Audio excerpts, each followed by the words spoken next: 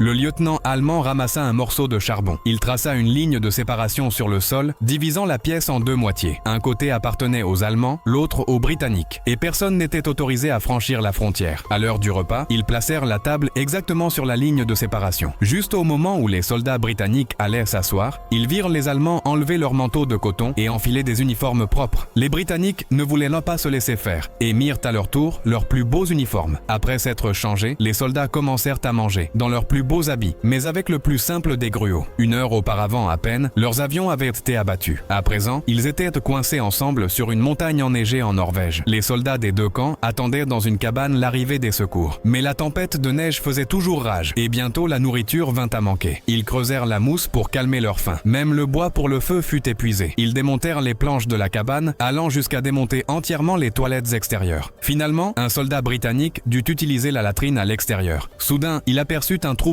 de rennes. Il tapa sur les planches en criant à ses camarades. Mais lorsque les autres sortirent, les rennes avaient déjà disparu. Le soldat était furieux. Lorsqu'il rentra à l'intérieur, un soldat allemand s'aperçut que son livre préféré, Mein Kampf, avait été utilisé comme papier toilette par les Britanniques. Il entra immédiatement dans une rage folle et sortit son pistolet. L'atmosphère devint tendue, mais le lieutenant allemand intervint et l'arrêta. Après quelques négociations, les soldats des deux camps déposèrent leurs armes. Ils firent un feu et cuisinèrent ensemble. La nuit venue, ils étaient assis en rangée, dégustant la viande grillée. Le capitaine britannique partagea même ses cigarettes avec tout le monde. Ils dansèrent ensemble et passèrent une soirée merveilleuse. Pendant cette nuit-là, ils oublièrent la guerre. Le lendemain matin, la tempête de neige s'était arrêtée. Ils décidèrent de repartir. Les soldats chaussèrent leurs skis, se dirent au revoir et promirent de se revoir après la guerre. Mais un drame survint. Un soldat allemand fut abattu en skiant. Ses derniers mots furent « stupide anglais ». Puis il ferma les yeux. Il s'avéra qu'un groupe de soldats britanniques en patrouille les avait croisés. Tous furent capturés et emmenés au camp. Le capitaine britannique fut interrogé. On le soupçonnait de fraternisation avec l'ennemi. À ce moment-là, le lieutenant allemand apparut. Il ne trahit pas ses amis britanniques. Finalement, les Allemands furent envoyés dans un camp de prisonniers de guerre. Les hommes échangèrent un sourire, avec l'espoir de se revoir vivants. Cette histoire nous montre que, pour les gens ordinaires, la guerre n'est rien d'autre qu'une tragédie absurde.